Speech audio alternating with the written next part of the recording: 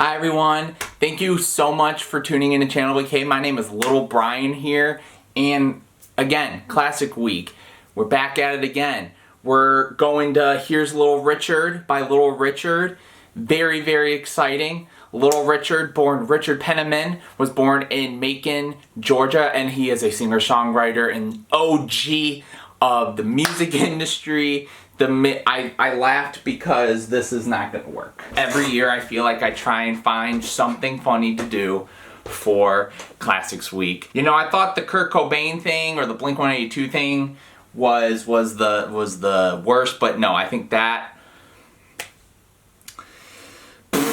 Now that the basic information has been said through my lovely intro, I'm basically going to just be straight up on why I picked this album. This is definitely an album that is from an era of music that I feel like when people talk about, you know, we go in and we dive into classics, or when younger people are supposed to look at these classic albums, you hear the Beatles, or you hear Bob Dylan, or you hear the Stones, like all of those kind of categories. You never necessarily hear about some of the pioneers that actually constructed what it was to be a pop singer, a songwriter, a rock and roll artist, and this is what this album introduced. And I also thought it was very timely to review this album, mainly because he passed away earlier in this super long, god-awful year.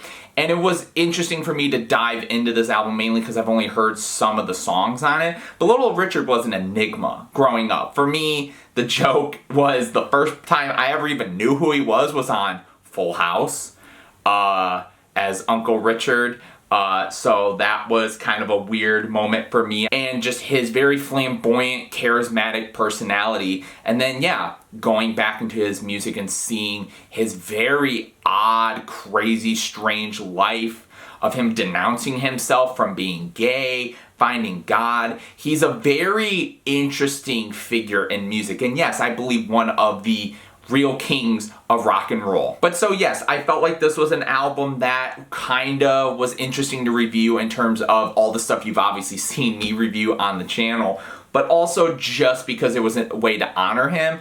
And, you know, I think a lot of what this review is going to be is very simple stuff about the record, mainly because, again, when you look at this record, it's a lot of foundational stuff. There is a lot of interesting stuff songwriting-wise that is done on here as well, and musically as well. But yes, there's a very similar flavor and similar sort of sound on a lot of the tracks. It is a short album. The songs come out, they're fast, punchy. The album's just under a half an hour long. And I'm just going to talk about some of my highlights and some of the stuff I like on here. So it's going to be a simple classic review. One of the most hugest, influential, iconic rock and roll songs is the opening to this entire album, to the opening of his entire career, which is Tutti, Frutti.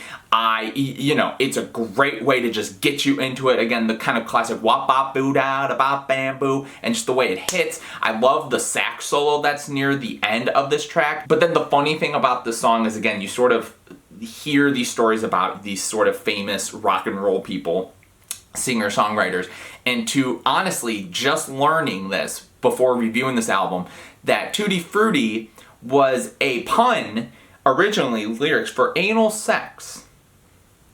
Even back in the day, people were wild, weren't they? But no, I thought it was very funny that that was sort of the original intent from that, and he had to change the lyrics. So again, you learn something new all the time, but it's very funny to listen to a song like this and just, you know, back in the day, all these kids were probably snapping and doo-wopping, and then, you know, we knew the dirty intentions of the song. Then the following song, True Fine Mama, is a little bit of a slower song, kind of puts you into the mood of the album after the opener. I love those passionate twinkling keys all in the beginning, and one of the parts of this song that I like a lot is I like when Little Richard doesn't necessarily take the front part of the show, because again, he's very charismatic, he's super bold, he has a great singing voice, but I love the background vocals that actually support him throughout this song and sort of add that emotion and again that extra flavor. And then the next song, Can't Believe You Wanna Leave, is an old school kind of beginning of breakup songs. Little Richard singing about like, how could you leave me, like I'm just heartbroken. It's just so sad. And again, it's just kind of going back to those old school songwriting roots of a breakup.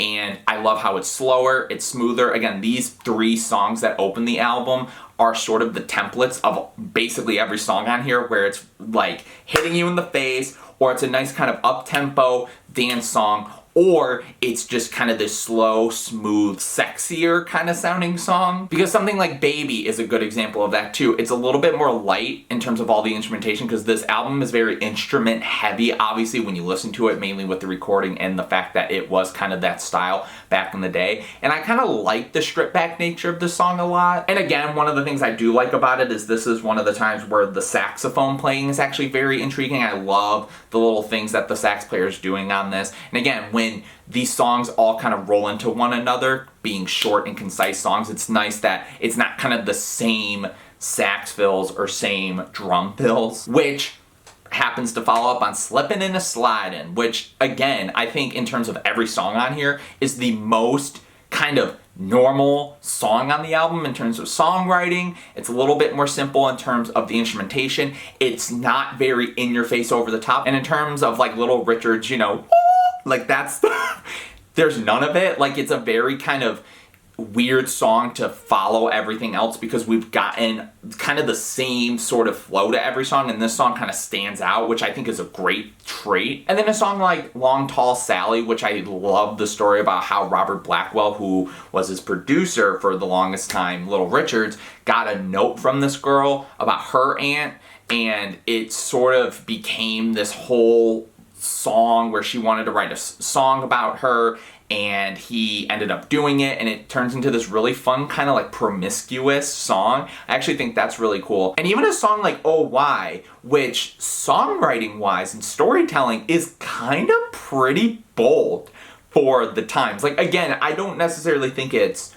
overly complex, and clearly it is in that style of he's kind of saying certain things really quick and then he jumps back into the chorus. But the songwriting of this, it's this odd metaphor of like not having someone, but mixing that in with this whole him having a dream, and the whole dream is about how he's getting arrested, and that whole storytelling and the way that it sort of furthers along is kind of unique and interesting. And I know he wasn't a writer on this song, but in terms of the songwriting on this, it's very interesting. And by bold, I don't necessarily mean for him to be like Black back in the day. I think it's more of just, it's very unique to see a lot of the songs on here being very straight up in your face. And this song is too, but in all the verses, there's a lot of really in-depth storytelling, which was kind of crazy for 1957. Rip It Up is, again, another fun, just, you know, we're going to go on the dance floor, rip it up. The snare clicks on this, I think, are some of the most funky and fun snare hits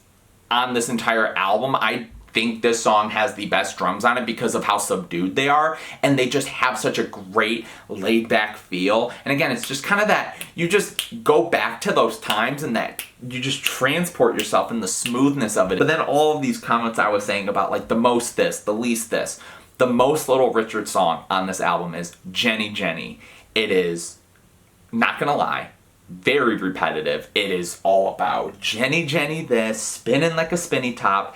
Every other 2 lines, he does his little woo, like it's so, it's a lot. It's definitely the one song on the album where like when you listen to it, it sounds like the times, but it still holds up pretty well. This song is definitely, in my opinion, the one where I'm like, ooh, okay, like we have definitely moved past a lot of this. But again, it is the most Little Richard too, because the recording of it is the most like raw. His vocals sound so just in your face and just all over the place in terms of the actual recording. It's crazy. But then the song that actually finishes this entire album, She's Got It, kind of reminds me of Tutti Frutti in the way that it starts big, it ends big. This is sort of that old school, hey, there's a girl down the street.